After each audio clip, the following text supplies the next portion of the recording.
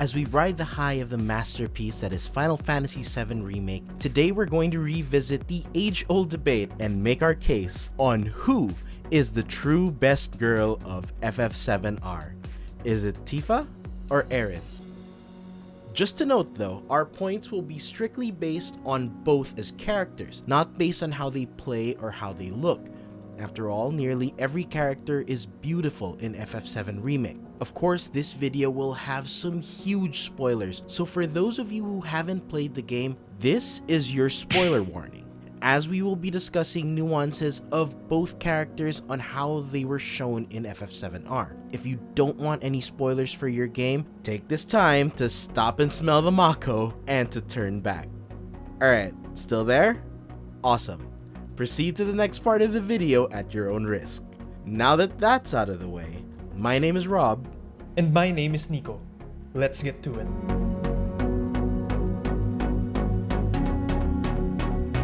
Compared to say Advent Children or Kingdom Hearts, where she was shown to be more subdued and portrayed as purity personified, in the Final Fantasy VII Remake, Aerith is sassy, upbeat, and a bit of a weirdo, exactly as she was in the original FF7. While she retains her original personality, the remake does so well in expanding Aerith as a character, so much so that I just fell head over heels for her. What I love about her is that she's just so charming, and as Cloud puts it, there's never a dull moment with her around. Never a dull moment with you. That a compliment? Her dynamic with Cloud is just a joy to watch, especially during their time in the rooftops near the Sector 5 church. That whole sequence was pure magic. It showed how much of a breath of fresh air Aerith is for Cloud. Aerith quickly sees through Cloud's cool soldier facade in that sequence, and she starts teasing and being kinda flirty with him, breaking down his walls. Plus, their trek through the rooftop humanizes Aerith a lot too, especially when you hear her curse while climbing up a ladder.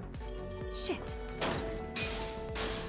While Aerith and Cloud's adventures left me feeling fuzzy, that's not the only reason I fell for her. Aerith isn't just charming with Cloud, she's like that with the other characters too. Take Tifa for instance. Even if they didn't know each other at Don Corneo's mansion, Aerith was warm to Tifa right from the get-go. Sure, this took Tifa a bit by surprise at first, but they quickly developed a friendship that's just lovely to see unfold. Goes to show how much of an absolute ball of charm and joy Aerith is with everyone. Aerith isn't just cheerful and sassy though. The remake also shows her Cetra side quite well. When talking about the fate of the planet, Aerith does get quite serious, but in an earnest and slightly ethereal kind of way, perfectly showing that she's half ancient and has a deep connection with the planet. The remake absolutely succeeds in balancing Aerith's human and Cetra side. There's also the fact that Aerith is pretty strong in her own right. Sure, she may not kick ass physically like Tifa can, but she's a powerful mage. She also doesn't shy away from a fight. Never did there come a point that she just hid behind Cloud and let him do all the fighting. In fact, she does the exact opposite nearly all the time, insisting on joining Cloud even in the face of dangerous enemies. And when she did get captured by Shinra, she did so out of her own will to save Marlene. Talk about a kind soul. How about we make a deal? While not strictly part of her characterization, one thing I loved about Aerith's portrayal in FF7R is her voice. Aerith's new voice actress just nails it, so big props to Brianna White for her amazing work.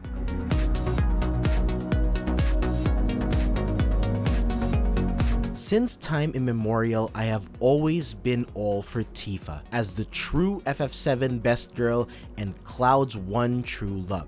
Even with FF7R, this hasn't changed. And no, it's not because of those. Final Fantasy VII Remake fleshing out of characters was excellently done and definitely made me fall in love with Tifa all over again.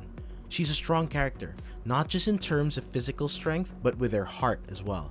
There's no doubt that Tifa is shown to be a woman who can kick ass. She's a master of martial arts and is more than capable of taking care of herself.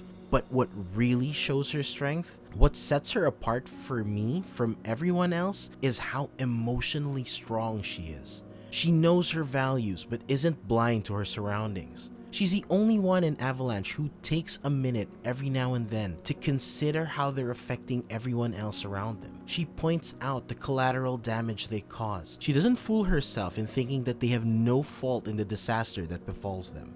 It was us. We did this. In the train to Sector 5, where their lives are in danger, she's the first one to look out for an innocent Shinra employee. I don't want anyone to die. Please.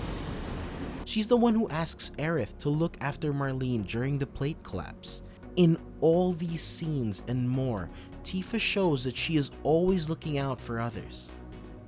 I know there are those of you who might say that, oh well, that's not strength, that's just being soft. And to that, I'd say no, I disagree. Being considerate to others is another level of strength and maturity. But what pushes this point even more is that Tifa, even as she carries the weight in her conscience, keeps her emotions in check for the sake of being strong for others. She constantly faces her fears again and again and again.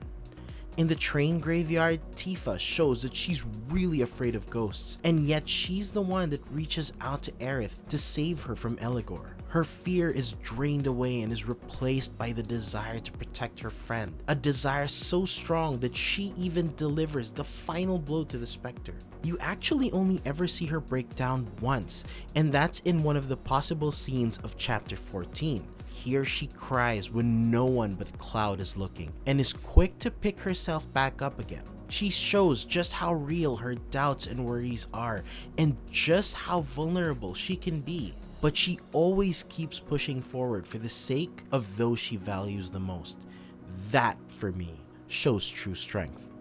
This actually even ties to her relationship with Cloud. Once again, if you're familiar with the OG story, Tifa knows that there are inconsistencies to Cloud's claims, and yet she's always looking out for him. She tries to let him settle down and raise his rep as a mercenary in Sector 7. With her own little ways, she's there for him and is always worried for him. FF7R shows Tifa for how much of a well-rounded character she is, and that for me makes her my pick for Final Fantasy VII Best Girl.